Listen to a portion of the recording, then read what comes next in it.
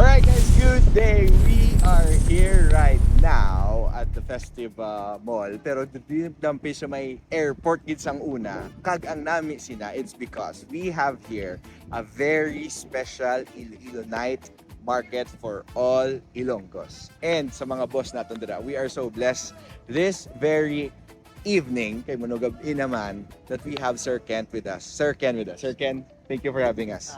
So we will know subong the history behind Iloilo Night Market. Paano ni siya nag-start, nga ini nag-start. Kag sa inyo nga wala pa nakahibalo na may ara kita Iloilo Night Market at less subong makita nyo na nga may ara gali ka-exist ni every karon i-discuss na ni Sir Ken sa ato. So Sir Ken, ano agad ang history, Sir Ken, sa Iloilo Night Market? Yes. Nag-start kami way back 3 years ago. Isang time na grabe ba lang ang brown out, tanan, maginom sa balay, everything. Yes. One time, nakakadto kami dala namon na salakyan namon, Yes. may baby kami dala, Yes. panginangyan kami. Damo-damo tawo, every night damo-damo Wow. tawo, may bike, Oh. may dala camping chairs, tables, and stuffs.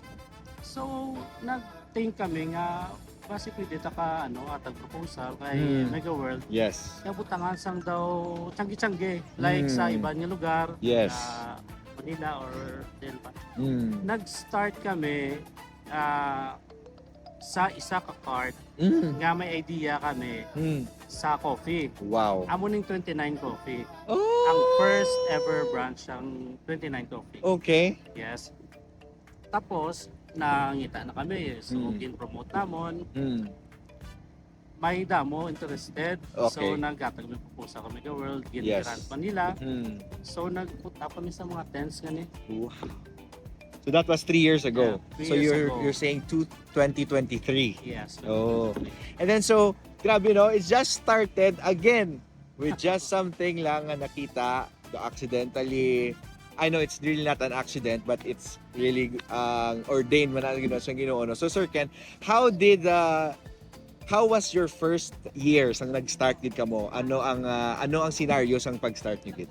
Nag-start kami ang senaryo, hindi gid siya namin. Nagbaka kami tents nga 20 ka bilog. Anong natabo sa tanan yung tents kinlupad sa isa ka gabi. Ay, grabe. Yes. 20 tents ngin bakal na mong ginlupad. So nangita kami na nagano kami na come up kami sa solusyon nga mag-rent na lang, naka-rent kami. So 20 tents kin-rent namon. Tapos kin-set up namon pa rin yung set up. Nag-rent Tapos, na lang kamo. Instead nga December, na-move siya sa dinagyang Okay. nga season. Okay. Sang dinagyang nga season, sir, wala kami expect alos 10,000 katawo base Wow. sa record ni Mega World. Wow. 10,000 katawo Ang ang nagkadto dire sa diri? ground gani. Wow. Yes. Kag you know what?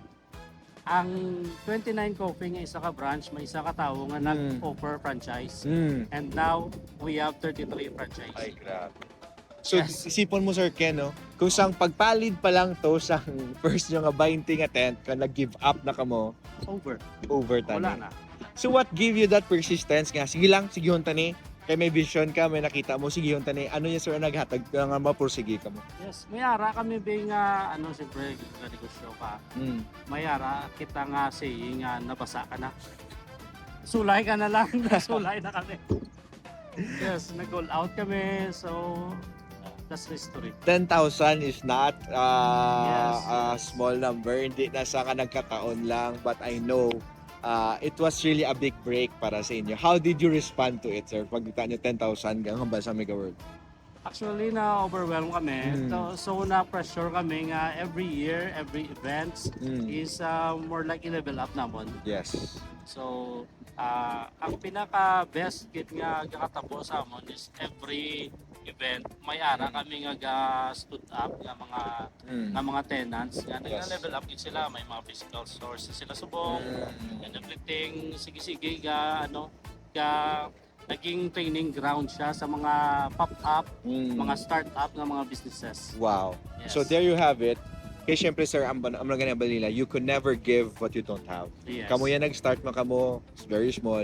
So kung damo ng franchising inyo coffee, now you're also replicating it sa iba nga mga businesses nga existing. Siguro sir, Ken, no, maybe a word of advice for those who are starting right now sa ilang business. Kag Yes. siguro ba sa gusto Manila, kaga desire man sila pareha sa imo to expand, to make it something greater. Anong ma-advise mo sir sa iyo? Yes, the only advice I can give is ma-fail ka man kay isa, tindog ka kapulo. Wow. You'll never know. Sa 10 ngayon na, Wow. maybe ka-fifth mo nga try, basta Wow. dito mo mahit.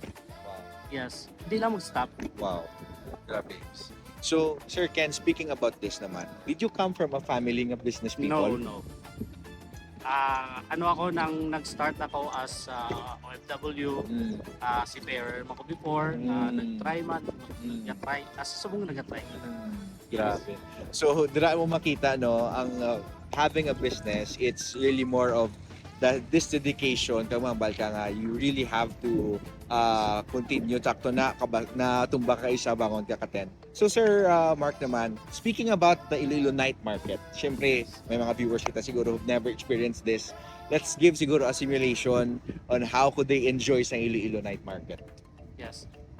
Kung kita nagapangita kita sang variety of foods, like syempre hindi ta ma-deny fact na naging city of gastronomy kita. Yes. So kung gusto mo variety of food, kadto ka dire kung anong gina-crave mo, maybe ari may isa gina din nga maka-offer. Yes. So grabe gino. Sir Ken naman, speaking about sa pag-start nimo, how are those businesses man nga una gid nga nag-believe sa imo diin na sila subok? Ang mga una ta nga mga tenants nga sa subong ari man sila gyapon. Wow. So, nagapati sila gyapon sa aton. Yes. May ara nakita may mga physical stores na sila, Grabe. may mga branches na sila like sa Rojas, sa mga malls nga dagko diri sa aton. Wow. Yes. Grabe gid. Ara na sila subong nakita na na ano kami na tawag sino. Daw na nagaka-touch man kami nga Yes. sa mo na ano man namo na ila ano. Ilang Business ilang nila. business na sampay. So Sir Ken, hindi ko na ni pagpadigayon. Could you invite ang aton nga viewers to come here sa Iloilo Night Market? Tagasan o ini ga tabo ano nga mga time kag ano nga mga day. Yes. Right now every weekdays from 4 till 12 a.m. ari kami dire. And then weekends like Friday, Saturday, hasta kita 2 a.m.